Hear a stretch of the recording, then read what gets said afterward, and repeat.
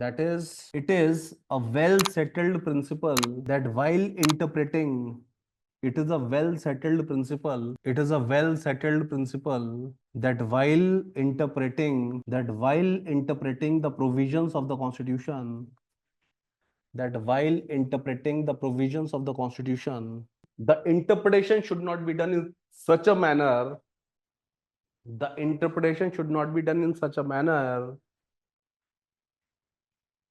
to make any other provision inoperative. Interpretation should not be done in such a manner to make any other provision inoperative. Had it been, full stop, had it been the intention of the parliament, क्या हुआ? To make any other provision inoperative, full stop, had it been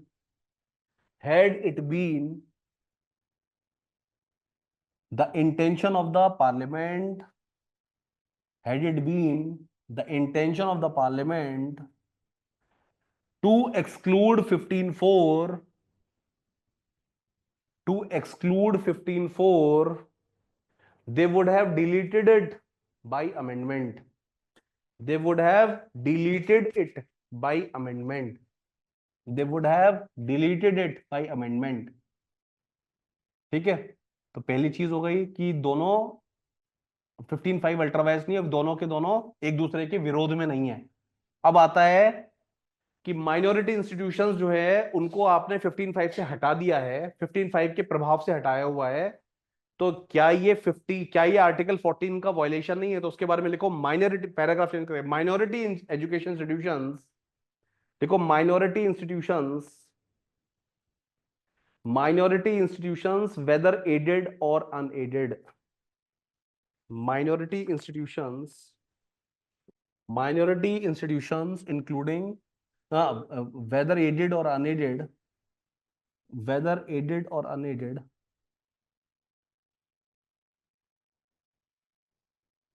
are entitled to exercise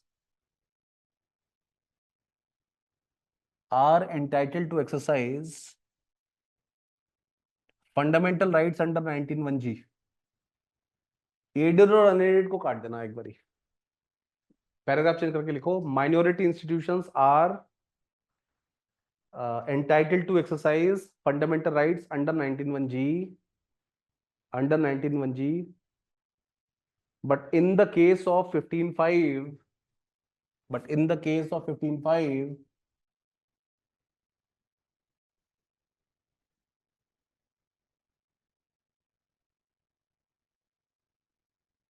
क्या बता रहा हूं,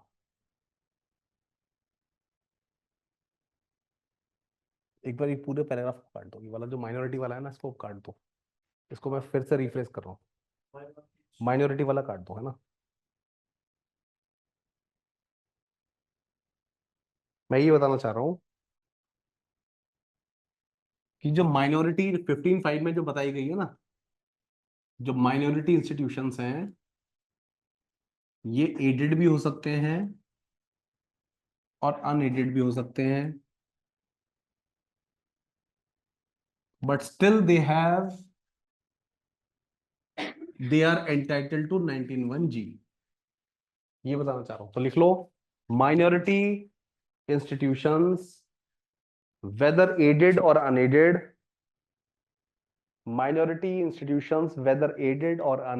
are entitled to fundamental rights under 19(1)(g। मैं refresh करवा दिया मैंने, चलो लिख लो आप जो बोल रहा हूँ, माइनॉरिटी इंस्टीट्यूशंस वेदर एडेड और unaided are entitled to fundamental rights under 19(1)(g।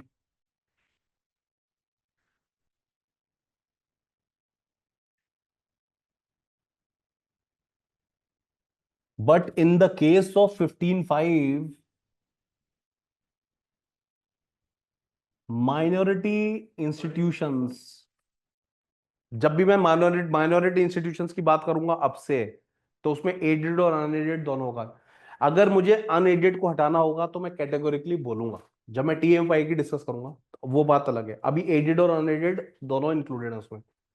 So minority institutions have been kept outside the purview of 15.5. लिख लो. But in case of 15.5, but in case of क्या था? But in case of 15.5, minority institutions are kept outside its purview. Minority institutions are kept outside its purview. Full stop. Articles are kept outside its purview. Are kept outside its purview. Its purview. Full stop. लिखो 15.4 and 15.5. 15.4 and 15.5. Both of them. लिखो both of them are enabling provisions.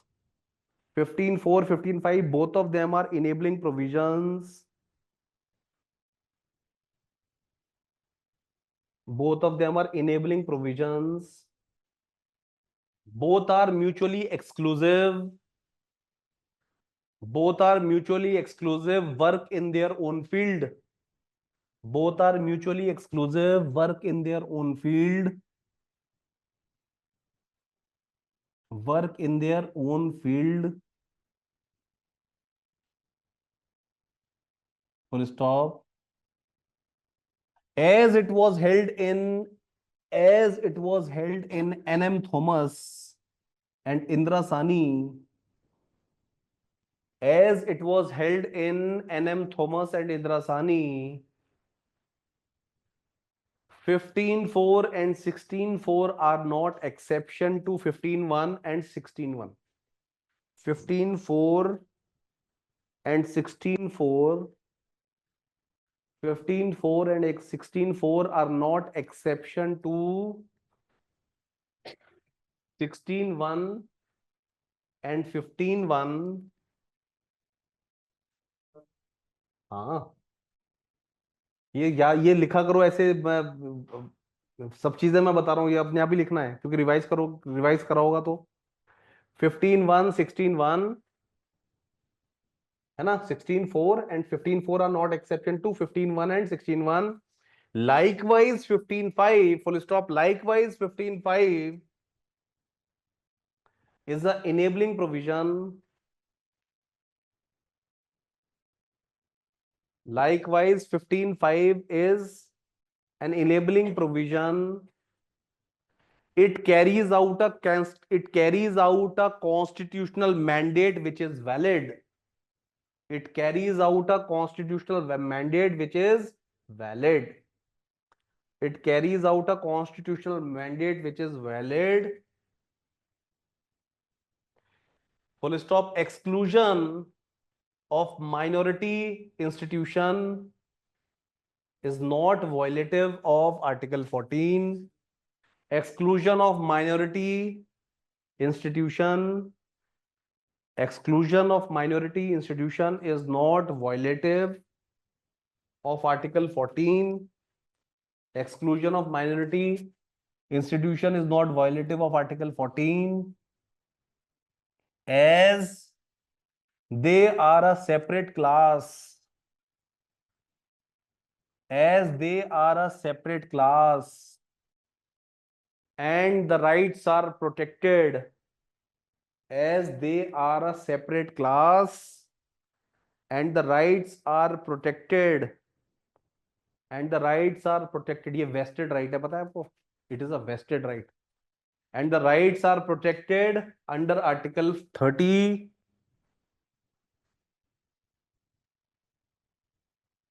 ठीक है. Moreover, full stop. Moreover, the exemption has been allowed. Moreover, the exemption has been allowed. Moreover, the exemption has been allowed to confirm. Exemption has been allowed to confirm the mandate of 15.5. The mandate of 15.5 is in conformity with Article 30. confirm the mandate of 15.5 in conformity with the mandate of article 30. Article 30 जो 15 का जो mandate है और 30 का जो mandate है वो दोनों एक दूसरे के कंप्लायंस में है कि नहीं है, इसीलिए एग्जेम्पशन दिया गया है. Moreover, the exemption has been allowed to confirm the mandate of 15.5 is in conformity with the mandate of article 30. ठीक है, तो सेकंड क्वेश्चन का आंसर यह है कि आर्टिकल 15.5 में जब माइनॉरिटी इंस्टीट्यूशन को ऑलरेडी एक अलग अलग वो दे रखा है, आपने स्टेटस दे रखा है, तो 15.5 में आप उनको उसके परयूजल से हटा क्यों रहे हो? तो इसका आंसर है नहीं, स्पेशली हमने यहां पे दिया ही नहीं है. माइनॉरिटी इंस्टीट्यूशंस को माइनॉरिटी कहा क्यों, माइनॉरिटी इंस्टीट्यूशंस को माइनॉरिटी इंस्टीट्यूशन दिया कहा क्यों गया है? क्योंकि उनको कोई चीज है जो प्रिजर्व करनी है, कोई ऐसी चीज है जो प्रिजर्व करनी है, अपनी कल्चर को प्रिजर्व करना है, तो इसीलिए वो जो राइट्स हैं वो मैंने 30 में दे रखे हैं. जो माइनॉरिटी इंस्टीट्यूशंस हैं उनको भी right to pursue any business profession है, वो 19(1) राइट उनके पास है. ठीक है, 15.5 का कुछ और पर्पज है. 15.5 का पर्पज है, 15.5 का एक मैंडेट है, 15.5 का एक मैंडेट है. वहीं अगर 15.5 को और 15.4 को कंपेयर करोगे, 15.4 का अलग एक रोल है, 15.5 का एक अलग रोल है. 15.4 का अलग रोल है, 15.5 का अलग रोल है. दोनों के दोनों म्यूचुअली एक्सक्लूसिव हैं. क्यों है म्यूचुअली एक्सक्लूसिव? 15.4 जब हम पढ़ते हैं तो 15.5 जो है, ये कहा गया है 15.4 और 15.5 जो है दोनों कॉन्ट्रेडिक्टरी. इसका आंसर है, हम जब भी कॉन्स्टिट्यूशन लॉ का इंटरप्रिटेशन करते हैं, 15.4 को जब हमने इंटरप्रेट करा, तो रूल ऑफ इंटरप्रिटेशन हम क्या करेंगे, हमेशा हार्मोनियस कंस्ट्रक्शन करेंगे, हार्मोनियसली कंस्ट्रक्ट करेंगे. किसी भी प्रोविजन को इंटरप्रेट करते टाइम हम ऐसा कोई रोड नहीं लेंगे जिससे दूसरा प्रोविजन निष्क्रिय हो जाएगा, इनऑपरेटिव हो जाएगा. हार्मोनियसली कंस्ट्रक्ट करेंगे हम. तो 15.5 में किसी भी तरीके का ऐसा कोई मैंडेट नहीं है which is violative of the basic structure of the constitution. दूसरा, आर्टिकल 14 से वायलेटिव है, इसका भी आंसर है नहीं, बिल्कुल 15.5 से वायलेटिव है नहीं. नाउ थर्ड क्वेश्चन, कोई डाउट है पूछो.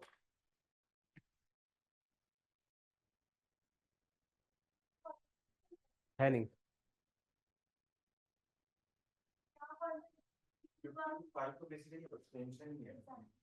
15.5 इज एन एक्सटेंशन. ठीक है, देखो पढ़ो उसको. 15.4 ये कहता है, 15.4 ये कहता है, shall prevent the state from making any special provision for the advancement of SCBCs. 5 क्या कहता है? right to business for making any special provision by law for the advancement of SCBCs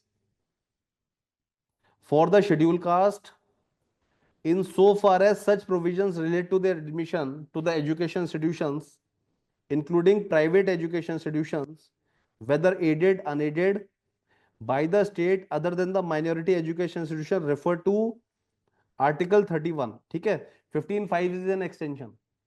15.5 is an extension. ये contention raise किया गया है कि दोनों violative है कि नहीं. क्लैरिटी नहीं थी, क्लैरिटी क्लियर करना है. दूसरा एक और चीज बोली गई है, जो जो जो point of contention Ashok Kumar Thakur में है ना, वो यही है, 15.5 इज वॉयलेटिव ऑफ 14, क्योंकि माइनॉरिटी इंस्टीट्यूशंस को तुमने अनरीजनेबली क्लासिफाई कर दिया है. हाँ हाँ हाँ. तो ये स्टेट ने कंफर्म, ये जो सुप्रीम कोर्ट ने इसको इसको कंफर्म करा है कि 30 के अंदर एक मैंडेट है. 30 में हमने माइनॉरिटी इंस्टीट्यूशन को एक वेस्टेड राइट दे रखा है. They have a vested right. ठीक है, रेसिडुआ में लिख लो, minority institutions have a vested right under article 30. अगर मैं माइनॉरिटी इंस्टीट्यूशंस हूं तो मेरे पास एक वेस्टेड राइट है 30 के अंदर. बहुत से लोग ये कहते हैं आर्टिकल 30 के अंदर एक एब्सोल्यूट राइट भी है. एक किताब एमपी जैन ने भी लिखा हुआ है, आर्टिकल 30 में एब्सोल्यूट राइट है. ठीक है, I do not agree to this. Absolute no fundamental right is, क्योंकि हमारे पास रेगुलेटरी मैकेनिज्म है. यस एब्सोल्युटली, हमारे पास सीबीएसई है, central board of secondary education, वो बताएगी कि एग्जाम कैसे होंगे. अगर आप सीबीएसई से एफिलिएटेड हो अगर आप सीबीएसई से एफिलिएटेड हो तो आपको ये बेसिक नॉर्म्स आपको फॉलो करना पड़ेगा। यानी कि बच्चों को पढ़ाने के लिए कहाँ की किताबें आएंगी वो भी हम बताएंगे, बच्चों को पढ़ाने वाले की क्वालिफिकेशन क्या होगी वो भी सीबीएसई वाला बताएगा। एनसीईआरटी इज अ स्टेट और not? NCERT is not a state, है ना? एनसीईआरटी स्टेट नहीं है, एनसीईआरटी स्टेट नहीं है। सीबीएसई इज अ स्टेट और not?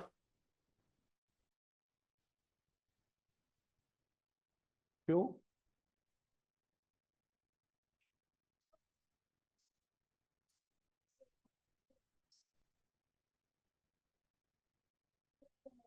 CBSE is not a state. अभी एक जो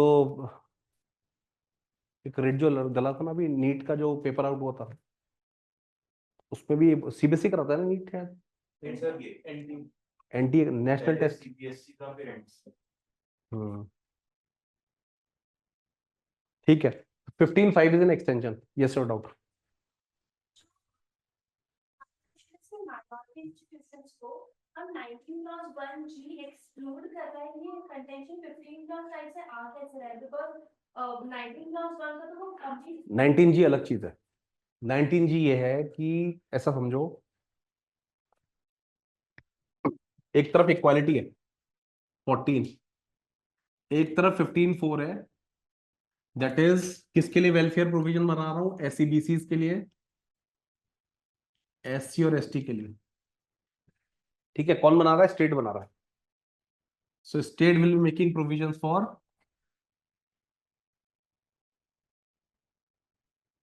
state will be making provision for SCBC, SC and ST. 14 हो गया।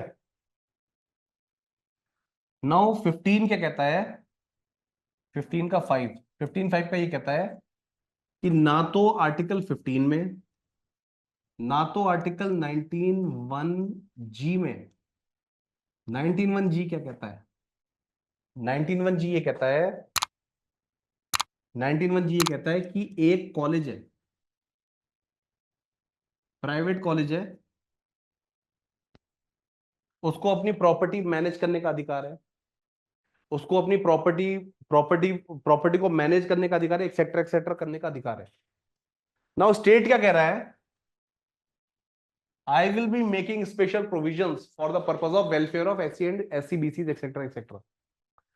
Now the college also has a fundamental right in the form of 19(1)(g), though it is restricted. उसके पास एक fundamental right है मगर restricted है वो 19(1)(g) में। नहीं, उसके पास फंडामेंटल राइट है, हालांकि वो रिस्ट्रिक्टेड है, रेगुलेटेड है वो, मगर फंडामेंटल राइट तो है। 15/5 जो है ना, वो उसकी ये इम्यूनिटी छीन ले रहा है उस, वो ये कह रहा है कि अगर मुझे लगता है कि एक क्लास है जो सोशली और एजुकेशनली बैकवर्ड है, तो I will be making the provision. Yes, 31 को, 30 क्लॉज 1 को हमने इसके एम्बिट से बाहर कर दिया।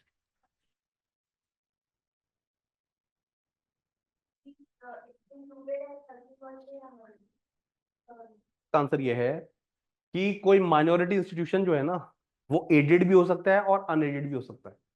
ठीक है, अगर वो अनएडेड है, अगर वो अनएडेड है तो वो प्राइवेट से थोड़ा सा, यस, तब भी, हाँ, तो वो भले ही एडेड है या अनएडेड है, उसको 30 क्लॉज 1 का फायदा उठेगा। टीए में पाई में यही हुआ है, समझे? अगर कोई माइनॉरिटी इंस्टीट्यूशन है और वो अनएडेड है, तो स्टेट कहता है कि भाई अनएडेड है, अनएडेड है, क्योंकि मैं तो माइनॉरिटी इंस्टीट्यूशन हूं, इसीलिए मैं, और मैं अनएडेड भी हूं, तो मैं अपना 19(1)(g) प्रैक्टिस करूंगा, मैं अपना 19(1)(g) प्रैक्टिस करूंगा। तो ऐसे में स्टेट क्या कहता है? करो माइनॉरिटी, माइनॉरिटी एडेड या अनएडेड, तो वो 19(g) प्रैक्टिस करेगा। ये मतलब है। हालांकि जब हम केस पढ़ेंगे ना, टी में पाई जब पढ़ेंगे, तब उसमें हमें पीए नामदार ये सब, ये जो जजमेंट्स हैं, ये हमें बताएंगे कि what are the regulatory norms, कि 31 के अंदर, आर्टिकल 31 के अंदर ये प्रोविजंस का कैसे ये कंसेप्ट कैसे क्रीप इन करेगा, कैसे हम 30 क्लॉज 1 के अंदर कैसे इंटरप्रिटेशन करेंगे। कैसे? अगर माइनॉरिटी इंस्टीट्यूशन को कंप्लीट आइसोलेशन में ले जाओगे तो वो कैसे इंटीग्रेट करेंगे society? Integration in the society is very very important. हमने एजुकेशन इंस्टीट्यूशंस को, माइनॉरिटी एजुकेशन इंस्टीट्यूशन को बनाने की परमिशन क्यों दी है ना? कि ताकि वो अपनी कल्चर को प्रिजर्व कर सके, साथ साथ उनके जो बच्चे हैं ना, वो जो हमारी सोसाइटी है उसमें इंटीग्रेट कर सके। Special colleges were given, special permission to the to Anglo Indian community वो वाज गिवन। फिर Christians were given, Sikhs were given. तो क्यों क्यों ऐसी परमिशन दे रखी है? ताकि अपने बच्चों का वेलफेयर भी करें, साथ साथ सोसाइटी में इंटीग्रेट भी कर सकें। ठीक है, इसमें कंसेप्ट है सेंट स्टीफन में स्प्रिंकलिंग इफेक्ट के बारे में बताई गई है बात, कि हम ऐसा नहीं कि अगर टोटल आइसोलेशन में कर दोगे तो माइनॉरिटी वो सोच जो है वो सोसाइटी के साथ कैसे इंटीग्रेट करेगी? We can not move on as a single group. Society में इंटीग्रेट भी करना है। इसलिए आर्टिकल 30 क्लॉज 1 जो है वो 15 के परव्यू से बाहर कर दिया है। 15 के परव्यू से बाहर कर दिया है, मतलब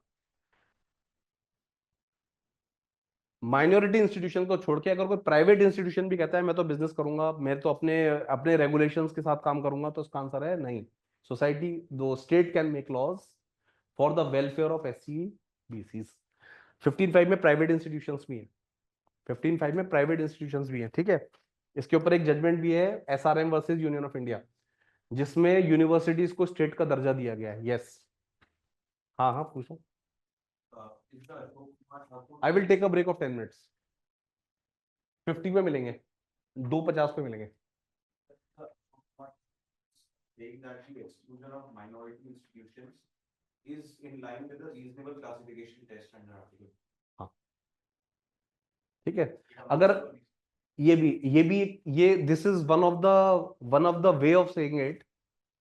हालांकि रीजनेबल क्लासिफिकेशन नहीं बोला है, इन्होंने बोला है कि it is a class in itself. Moreover it is also safe guarded by the mandate of article 30। Article 30 जो बनाया गया है ना, उसके अंदर एक एक मैंडेट है जिसको रेस्पेक्ट करते हुए माइनॉरिटी इंस्टीट्यूशंस का जो एस्टेब्लिशमेंट है ना वो रेस्पेक्ट किया जाए। माइनॉरिटी एजुकेशन जो है ना, उनका जो अस्तित्व है, उस अस्तित्व के पीछे जो रेशनल है, जो रीजन है, वो आर्टिकल 30 का सोर्स है। फिर से बता रहा हूं, कोई भी माइनॉरिटी इंस्टीट्यूशन बनाए है उसके पीछे एक फिलॉसफी है। माइनॉरिटी इंस्टीट्यूशन जो बनाया है उसके पीछे एक तर्क है। तो वो जो तर्क है ना उसको सेफगार्ड करता है आर्टिकल 30। उस फिलॉसफी को सेफगार्ड करता है आर्टिकल 30। सो रीजनेबल क्लासिफिकेशन की बात कर लो वैसे, या फिर एक परफेक्ट राइट की बात कर दो जो 30 में। ठीक है, 30 में माइनॉरिटी इंस्टीट्यूशन है, अगर उसकी अवहेलना हो रही है तो वो एक परफेक्ट राइट है। तो परफेक्ट राइट का मतलब होता है क्या? जिसमें राइट भी होता है और साथ साथ उसके अंदर नहीं नहीं, वहां ड्यूटी भी है, रेमेडी भी होती है। तो राइट और रेमेडी दोनों साथ में। Abduction is an absolute right? No, abduction is not an absolute right. तो I have made my point. 30 जो है ना वो माइनॉरिटी इंस्टीट्यूशंस के एस्टेब्लिशमेंट को सेफगार्ड देता है, सेफगार्ड प्रोवाइड करता है। That is why article 30 clause 1, institutions which are established under article 30 clause 1 has been kept outside the ambit of 15 clause 5। पहली लाइन में वो डिक्लेरेशन दे रखा है। यस, हाँ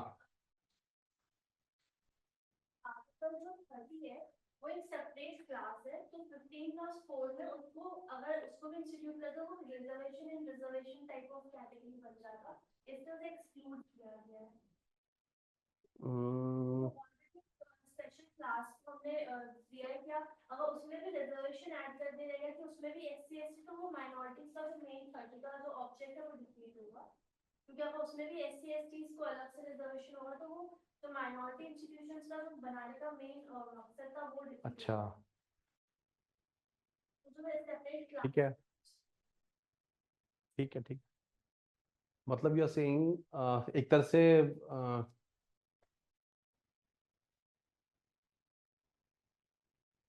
अच्छा, देखो रिजर्वेशन विद इन रिजर्वेशन दो तरीके से हम पढ़ते हैं। एक तो हम हॉरिजॉन्टल साइड में पढ़ते हैं और दूसरा हम प्रमोशन के साइड में पढ़ते हैं। हमने माइनॉरिटी को सेपरेट क्लास की कैटेगरी में डाला है, इसीलिए हम क्या कर रहे हैं,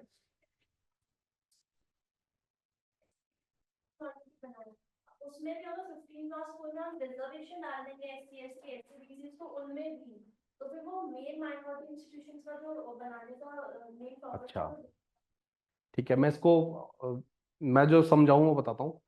शक्ति का ये कहना है कि 15(4) में एससी बीसीज एससी एसटी को मैं बेनिफिट दे रहा हूं, ठीक है।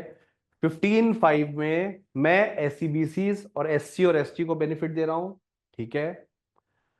अब हर जगह मैं एससी और एसटी और एक्सेट्रा एक्सेट्रा को बेनिफिट देता रहूंगा तो क्या फायदा है माइनॉरिटी इंस्टीट्यूशंस बनाने का? तो ये तर्क बिल्कुल सही है, उसको तभी मैंने एक स्पेशल क्लास बनाया, बिल्कुल। यस, यही मतलब है। एक मिनट एक मिनट, एक और इसको इसमें ऐड कर लो।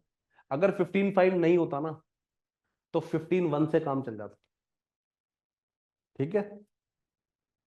इस पे लिखोगे आंसर, लिख सकते हो। अगर 15(5) नहीं होता तो 15(5) से काम चल जाता, 15(1) से काम चल जाता।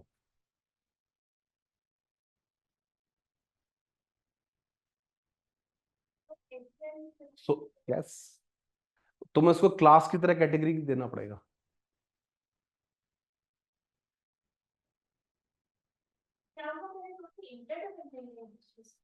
क्योंकि 15(5) तो 80 है 15(4) से निकल गया है देखो 15(5) जो है ना, हाँ, उससे निकलता है। देखो 15(5) जो है 15(4) से निकलता है। देखो 15, इसको अशोक कुमार ठाकुर में ना लेटर इन द स्टेजेस दोनों को साथ ही पढ़ा गया है। 15(4) जो है वो बहुत बड़ा है, उसका सबसेट है 15(5), वो एडमिशंस में डील करता है।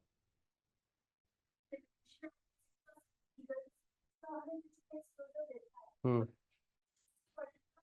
नहीं पढ़ सकते, सही है। 5 नहीं पढ़ सकते, सही है। नहीं, इसमें जो बोला गया था ना, इस केस में ये बोला गया था कि दोनों का अपना अपना एक काम है। 15(1) से हाँ, 15(1) से, यही मतलब है इसका। इन, हाँ, वो जो लास्ट पैराग्राफ है उसके साथ पढ़ना पड़ेगा।